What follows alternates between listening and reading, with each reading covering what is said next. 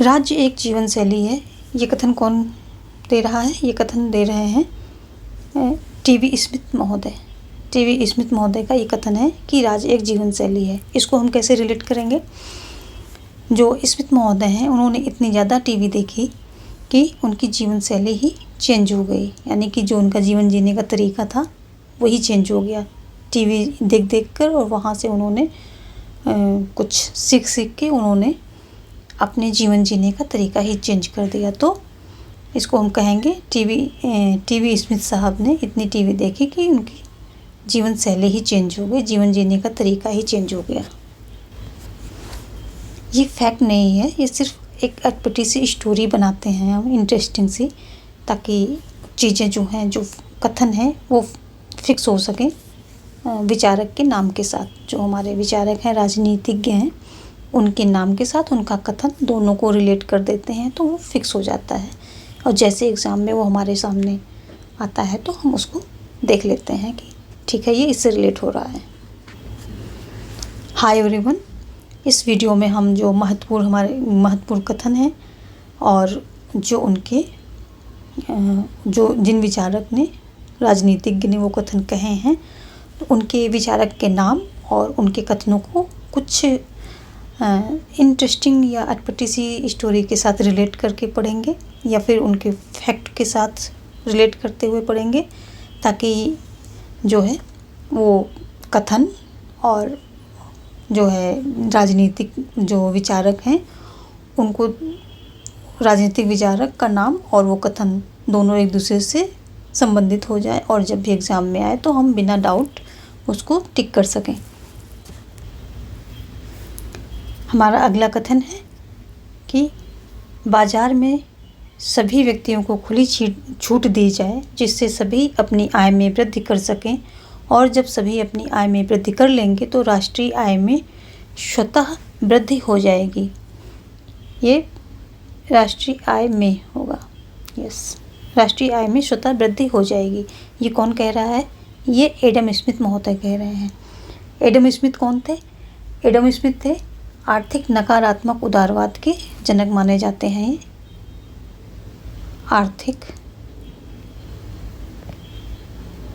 आर्थिक नकारात्मक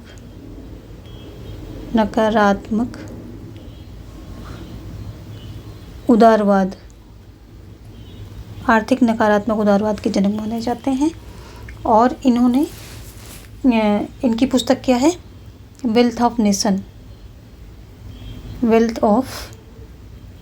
इनकी पुस्तक का नाम है।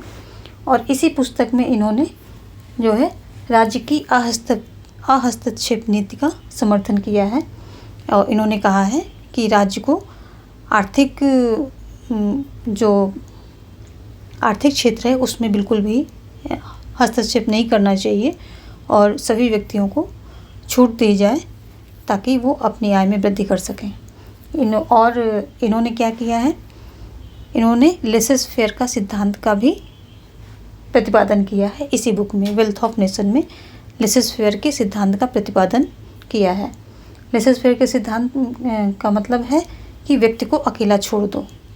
ये इसका मतलब है कि व्यक्ति को अकेला छोड़ दो, ऐसा इनका मानना है। और ये आर्थिक नकारात्मक उदारवाद के जनक हैं और इनके इस नकारात्मक उदारवाद को, आर्थिक नकारात्मक उदारवाद को क्या किया? माल्थस ने आगे बढ़ाया। माल्थस महोदय ने आगे बढ़ाया और रिकार्डो ने इसको चरम सीमा पर पहुंचाया। और ये जो माल्थस महोदय हैं इन्होंने जनसंख्या सिद्धांत का प्रतिपादन किया। किसका किया था? इन्होंने जनसंख्या सिद्धांत का प्रतिपादन किया है। और जो रिकार्डो हैं इन्होंने कौन सा सिद्धांत दिया है? इन्होंने मजदूरों के लौह नियम का सिद्धांत दिया है। मजदूरों के लौह नियम का सिद्धांत इन्होंने दिया है। किसने दिया है? हमारे रिकार्डो महोदय ने। तो आर्थिक नकारात्मक उदारवाद के जनक कौन है? एडम स्मिथ हैं। माल्थस ने इसे आगे बढ़ाया और रिकार्डो ने इसे चरम सीमा पर पहुंचाया। और जनसंख्या सिद्धांत का जो प्रतिपादन किसने किया? इन्होंने किया, माल्थस ने किया है। और रिकार्डो ने क्या है, मजदूरों के लौह नियम का सिद्धांत का प्रतिपादन किया है। जनक का एक और कथन जो ये हमारे एडम स्मिथ हैं, एडम स्मिथ का एक और कथन है। ये कहते हैं वाणिज्य एवं स्वतंत्रता एक दूसरे के पूरक हैं। ये कह रहे हैं कि वाणिज्य एवं स्वतंत्रता एक दूसरे के पूरक हैं, क्योंकि ये नकारात्मक आर्थिक क्षेत्र के नकारात्मक उदारवादी थे। तो ये व्यक्ति की पूरी स्वतंत्रता चाहते थे आर्थिक क्षेत्र में, और राज्य की अहस्तक्षेप नीति का समर्थन किया। राज्य को केवल कानून, न्याय व्यवस्था, शांति व्यवस्था इन्हीं कार्यों को करने चाहिए थे, और उन उद्योगों में भी कुछ हेल्प करनी चाहिए थे। उन उद्योगों को बढ़ाना चाहिए जिनमें कि प्राइवेट कंपनियों का नुकसान हो रहा है, और इसके अलावा राज्य को और कोई भी कार्य नहीं करने चाहिए, और आर्थिक क्षेत्र में तो बिल्कुल भी हस्तक्षेप नहीं करना चाहिए। ऐसा इनका मानना था। किसका? एडम स्मिथ महोदय का। एडम स्मिथ महोदय का ऐसा मानना था। अगला कथन है, प्रजातंत्र एक ऐसा राज्य नहीं होगा जिसमें लोग भेड़ों के समान कार्य करें। लोगों को जागरूक करना होगा। ये यहाँ पे करना होगा, लोगों को जागरूक करना होगा। तो ये किसने दिया है? ये हमारे महात्मा गांधी, जो महात्मा गांधी हैं, उन्होंने दिया है। तो महात्मा गांधी, इसको तो रीड करना बहुत ही आसान है, क्योंकि महात्मा गांधी जो है लोगों को हमेशा से जागरूक करते आए हैं। कभी आंदोलन के लिए, कभी ब्रिटिश सत्ता के खिलाफ, तरह तरह से लोगों को जागरूक किया है। तो ये कथन गांधी जी से रिलेटेड है कि प्रजातंत्र एक ऐसा राज्य नहीं होगा कि जिसमें लोग भेड़ों के समान कार्य करें। लोगों को जागरूक करना होगा। अगला हम देखते हैं क्या है। लोकतंत्र जीवन जीने का ढंग है। लोकतंत्र जीवन जीने का ढंग है। ये किसने कहा है? ये कथन बेनी प्रसाद जी महोदय का है। तो जैसा कि नाम से दिख रहा है कि बेनी प्रसाद बहुत ही सीधे साधे व्यक्ति हैं, और इन्होंने लोकतंत्र को जीवन जीने का ढंग मान लिया है कि एक, जैसे कि इनका क्या है, बेनी प्रसाद सीधे साधे इंसान है और इनका जीवन बहुत ही सादा सिंपल है, और इन्होंने लोकतंत्र को अपने जीवन में, जैसे ही जो लोकतंत्र की खूबियाँ हैं और जो उसकी विशेषताएं हैं, उन्होंने अपने बेनी प्रसाद जी ने अपने जीवन में उतार लिया है अच्छे से, और उसको जीवन जीने का तरीका बता दिया, जीवन जीने का ढंग बता दिया है। तो बेनी प्रसाद का कथन क्या है? लोकतंत्र जीवन जीने का ढंग है। जहाँ जीवन जीने का ढंग आ जाए उसको बेनी प्रसाद सीधे सच्चे इंसान से रिलेट कर दीजिए। अगला कथन क्या है हमारा? अगला कथन है कि अरस्तु ने लोकतंत्र को भीड़तंत्र कहा है। ये कहाँ से लिया गया है? ये अरस्तु ने कितने 158 संविधानों का, 158 देशों के संविधान का इन्होंने क्या किया था? अध्ययन किया था। 158 देशों के संविधान का इन्होंने अध्ययन किया, और उस अध्ययन के जो निष्कर्ष के आधार पर इन्होंने बताया कि जो सरकारें होती हैं वो 3 प्रकार की होती हैं। कौन कौन सी होती हैं? एक तो होता है राजतंत्र, दूसरा होता है कुलीन तंत्र, तीसरा होता है लोकतंत्र या प्रजातंत्र।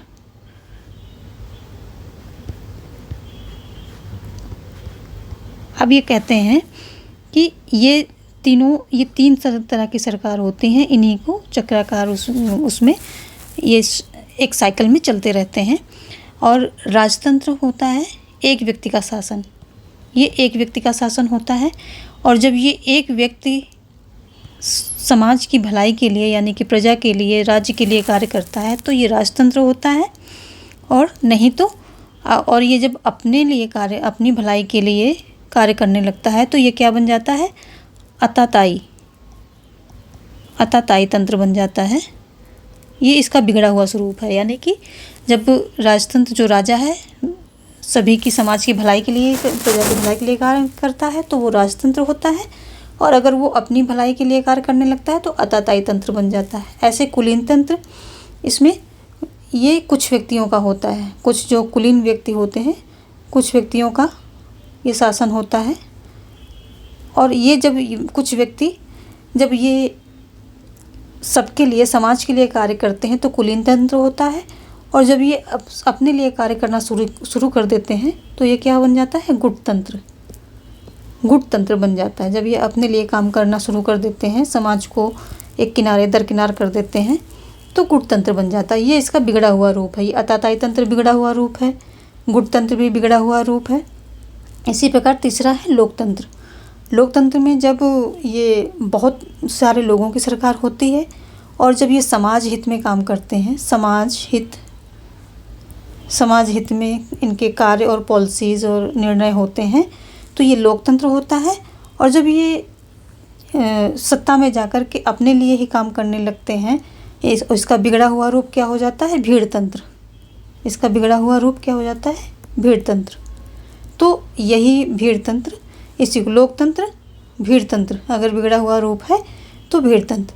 तो वही अरस्तू ने कहा है, क्या कहा है कि लोकतंत्र को भीड़ तंत्र कहा है, लोकतंत्र को भीड़ तंत्र कहा है।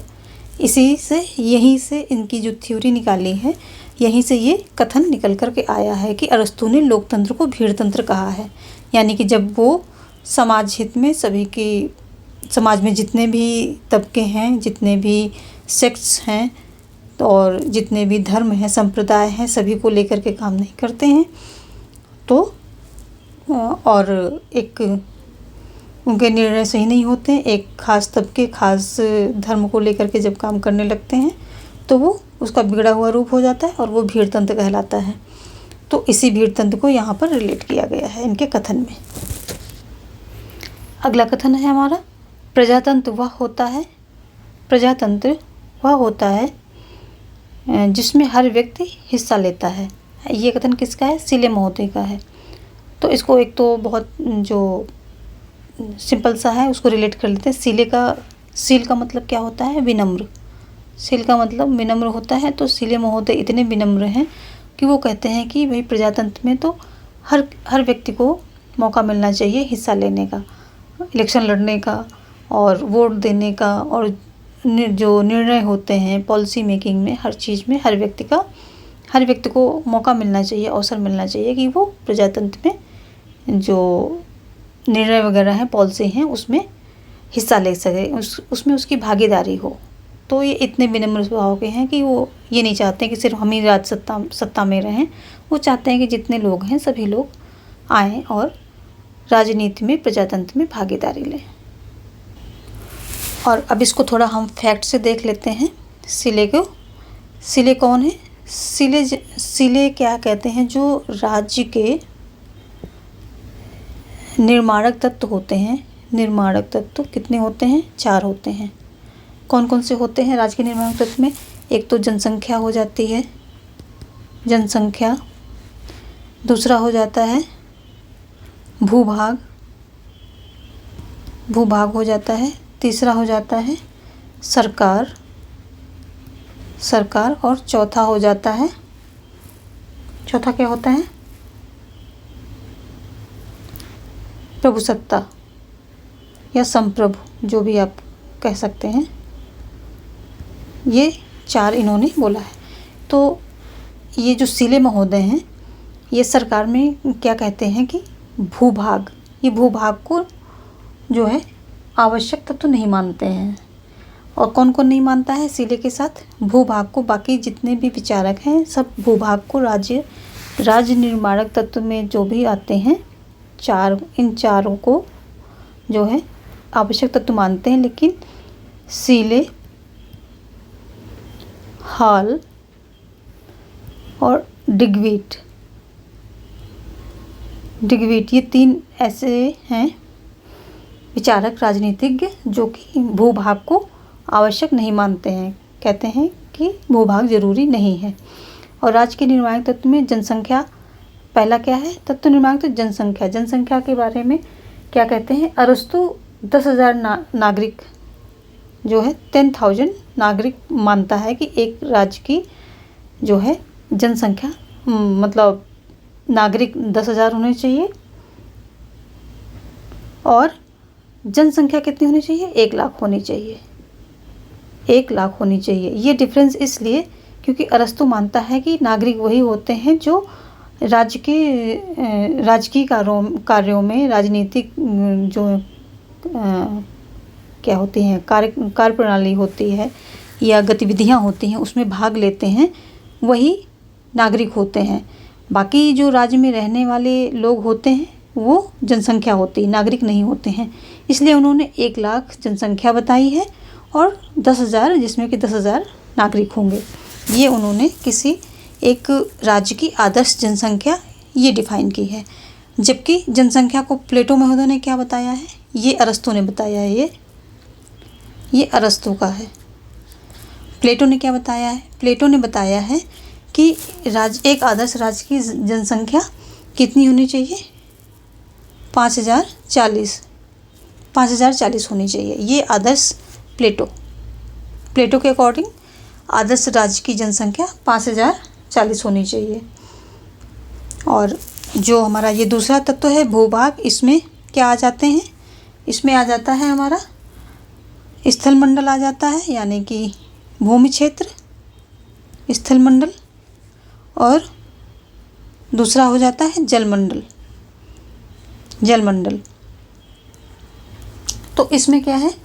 जलमंडल को 15 मील तक दूरी तक उस राज्य का क्षेत्र माना जाता है। जो आसपास समुद्र होती हैं, बड़ी बड़ी नदियाँ होती हैं, तो 15 मील की दूरी तक उस राज्य का क्षेत्र माना जाता है। और अरस्तु ने इसे कितना बताया है जलमंडल का? अरस्तु ने बताया है 12 मील। वैसे 15 मील मानते सामान्यतः, लेकिन अरस्तु ने इसको 12 मील माना है। किसने माना है? अरस्तु ने इसको 12 मील माना है। और अब हम बात कर लेते हैं सरकार की। तो ये राज्य के निर्णायक तत्व में जो हमारा सरकार है, सरकार में क्या होता है? सरकार और राज्य लगभग एक ही जैसे, अगर हम सैद्धांतिक रूप से देखते हैं तो दोनों एक ही हैं। लेकिन क्योंकि जो है सरकार राज्य का संवाहक होता है या उसका एजेंट होता है, और सरकार अच्छी है तो राज्य अच्छा है, सरकार बुरी है तो राज्य बुरा है, यानी कि एक प्रकार से सरकार ही राज्य की नीतियों को आगे लेकर के जाता है। लेकिन अगर हम सैद्धांतिक दृष्टि से देखते हैं तो सरकार और राज्य में अंतर है। सरकार और राज्य में क्या अंतर है? एक तो क्या होता है, सरकार अमूर्त होती है, सरकार मूर्त होती है और राज्य अमूर्त होता है। दूसरा, सरकार की सदस्यता अनिवार्य नहीं होती है, जबकि राज्य की सदस्यता अनिवार्य होती है। और सरकार आकार में छोटा होता है, जबकि राज्य आकार में बड़ा होता है। ये 3 मूलभूत जो हैं अंतर हैं कि राज्य अमूर्त होता है, सरकार मूर्त होती है, सदस्यता राज्य की अनिवार्य होती है और सरकार की नहीं अनिवार्य होती है, राज्य बड़ा होता है, सरकार छोटी होती है। ये 3 चीज़ें हैं। चौथा हम देख लेते हैं। जो राज्य का चौथा निर्माणक तत्व है उसे संप्रभुता कहते हैं। संप्रभुता क्या होता है? संप्रभुता किसी राज्य की संप्रभुता को सर्वोच्च सत्ता या शक्ति या अंतिम सत्ता कहा जाता है। संप्रभुता ही एक ऐसा लक्षण है जो राज्य को अन्य संस्थाओं से अलग करता है, और संप्रभुता के कारण कोई राज्य गृह नीति एवं विदेश नीति भी तय करता है। संप्रभुता को किसी राज्य का प्राण तत्व कहा गया है। क्या है ये? प्राण तत्व। इसे प्राण तत्व अक्सर आता है ये एग्ज़ाम में। इसे संप्रभुता को राज्य का प्राण तत्व माना गया है। आज का वीडियो हम यहीं पर स्टॉप करेंगे। आगे की वीडियोज पाने के लिए हमारे चैनल को लाइक कर लें तथा सब्सक्राइब भी कर लें, ताकि आगे की वीडियो आपको मिलते रहें और आप हमारे साथ मज़ेदार स्टडी करते रहें। कुछ बन विद फन के साथ कुछ बनिए, पढ़ते रहिए। पढ़ाई को बोझ नहीं, मज़े के साथ पढ़िए। धन्यवाद।